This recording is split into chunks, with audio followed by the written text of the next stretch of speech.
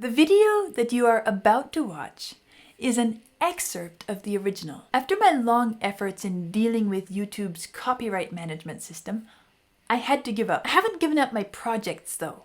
And while we cannot publish the entire video here due to the imminent danger of having the channel closed down, you can still enjoy excerpts which we've carefully chosen in order to make this video meaningful, fun, and educational. If you want to watch the complete video, including the sound of the music from the original recording, as well as special edition videos which will never be published here on YouTube due to the same copyright issues, and the Beatles 150 series, as well as other series and courses, you're welcome to visit my Ko-fi or Patreon page. I hope you enjoy this video. Hi everyone! This is song number 20 in my Beatles 150 series. I feel like we're beginning to have a little bit of road behind us as I go on this journey. And this one is I Should Have Known Better. Vlad just told me that it is 100% Lennon. So I have a picture, a sound in my mind that I kind of expect to find, but I'm curious to find out if I'm going to be right or wrong. Well, as usual, we have some facts which he has just handed me, and let's see what they say. All right, the genre is classified as pop rock. Beatles were stuck in Paris for 3 weeks during their concert season at the Olympia Theatre. While there, they had a piano brought in specifically for them to start writing songs for their first motion picture, which was set to begin shooting on March 2nd. Lennon recalls in 1964, "We were doing a radio thing there, and the guy had the record in the studio. Paul said, 'Oh, I keep hearing about this guy.' Or he'd heard it, I'm not sure. And we took it back to the hotel." What record is that? Just keep on reading. "And for the rest of our 3 weeks in Paris, we didn't stop playing it. We all went potty on Dylan." Oh, Dylan. Okay. In 1970, talking about the same event, Lennon said, "I think that was the first time I ever heard Dylan at all." Well, maybe the time has come for me to listen to Dylan as well, because since I'm traveling through the Beatles' development, and I know Dylan is definitely one of the urgent things I need to listen to in addition, maybe this is a good time to mix it in, since now it seems they went crazy over Dylan too. What was so special about Lennon listening to Dylan? Well, Lennon found a whole new use for the harmonica as inspired by Bob Dylan. While Lennon had been using the harmonica, or harp as he was prone to call it, as more of a blues instrument, he now appears to have put that aside forever. He now began to recast himself as a folk musician in the style of his newfound hero. During their February 1964 visit to New York City, John penned "I Should Have Known Better" under Dylan's influence. He even started wearing a Dylan-style hat during this period. I definitely need to listen to Dylan soon. Put that on, coming up really soon. Okay, we'll do that. One fact that hasn't been contested is that "I Should Have Known Better" was written entirely by John. That's me, Lennon stated about the song in 1980. Okay, so entirely John Lennon under Dylan's influence, with perhaps a little bit of Liesl interjections today. That does sound like Lennon. I guess the thing that sticks out to me in Lennon's writing at this point is the way he can take,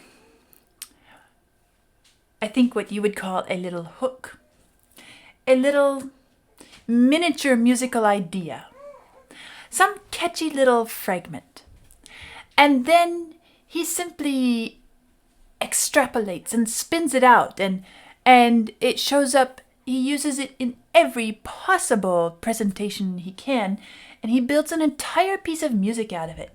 But he doesn't merely repeat that same little musical fragment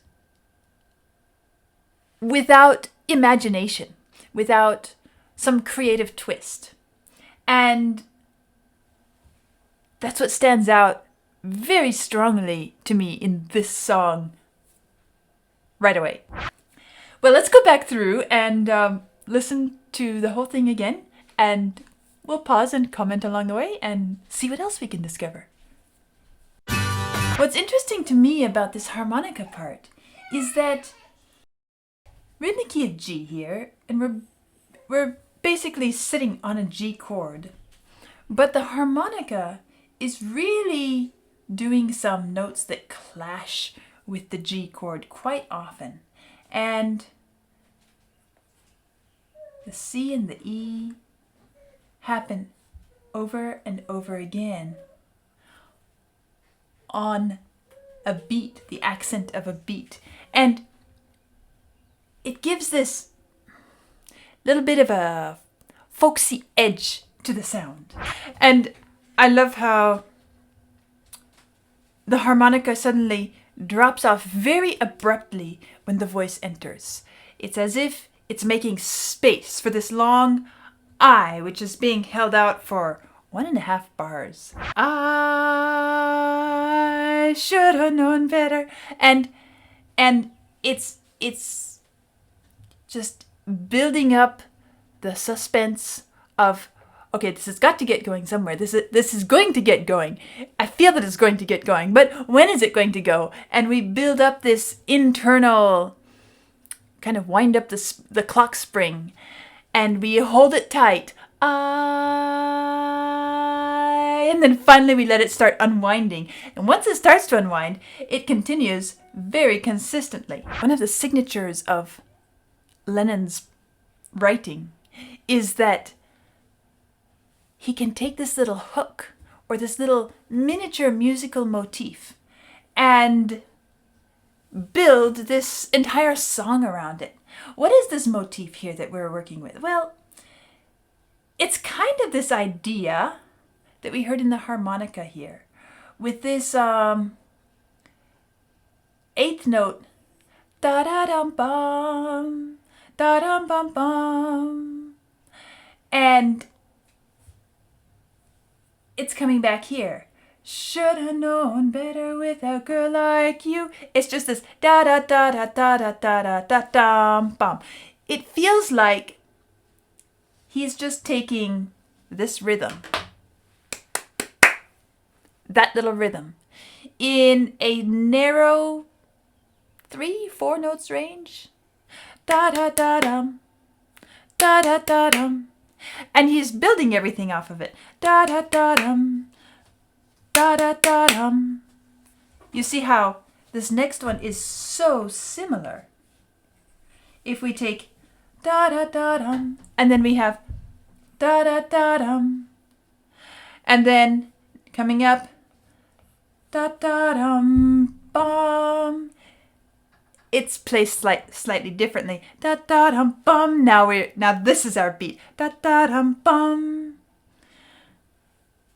Then we have this little bit here, which winds us up for the next da da da dum. So da da da dum, da da da dum. Da da dum bum, da da da da da dum. Actually, that'll be da da da dum.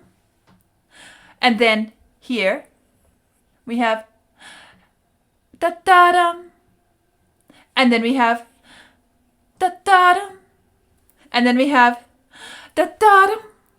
And it's just that little rhythmic fragment of an idea, which he is repeating and resetting in practically every bit of music that we've heard so far, except I.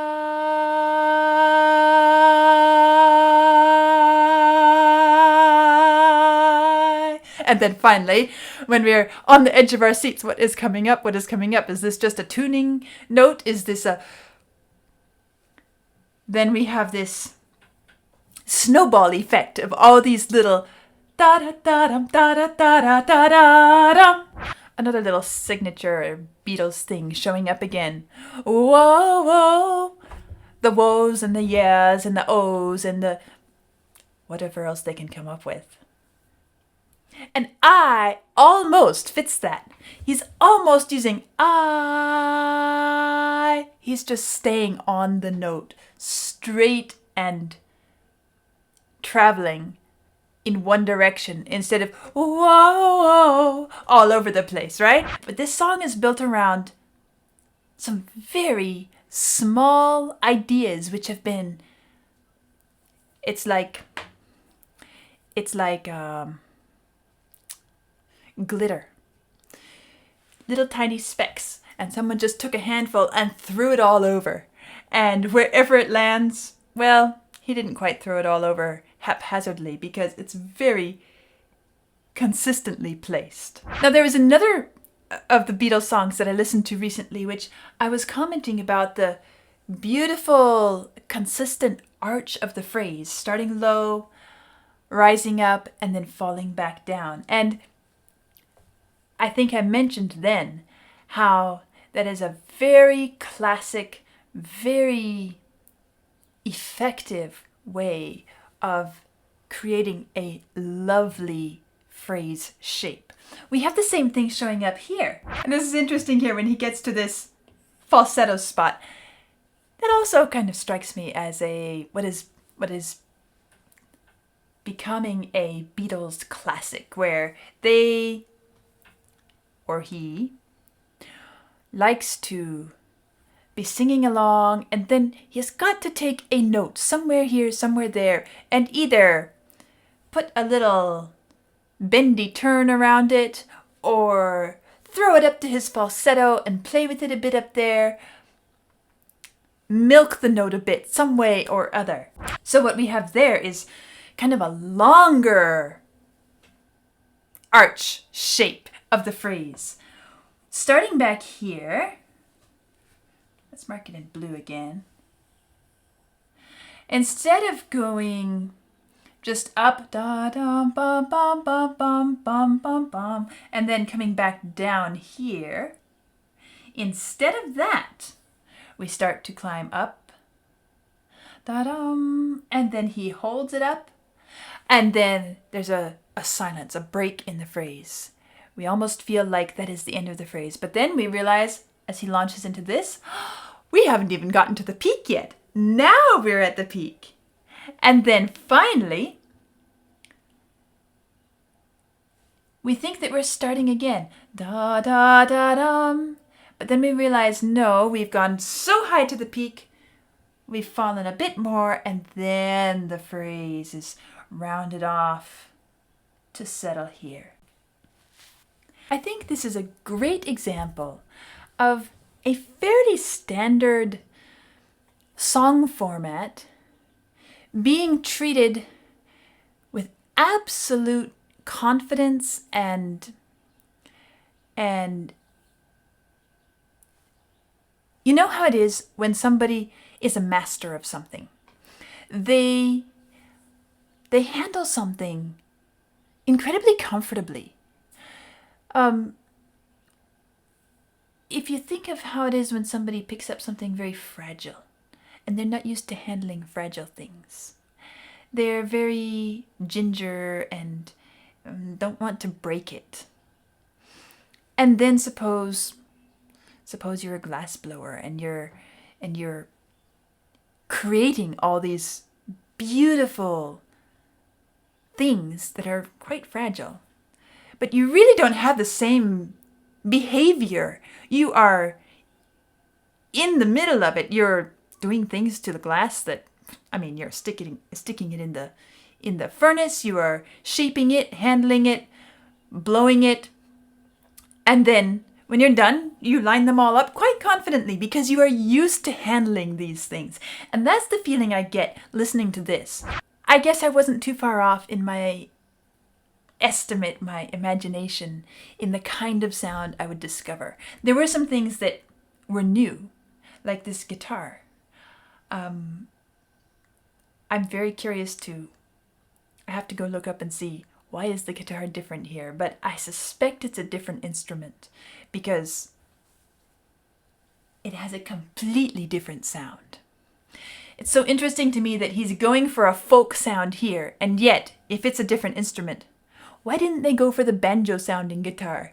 Because to me, I associate that with more folksy style music. But again, I haven't listened to Bob Dylan yet. I don't know exactly the sound that he was wanting to imitate and explore. So there we have it, and that was a fun song to review, and I'll see you next time.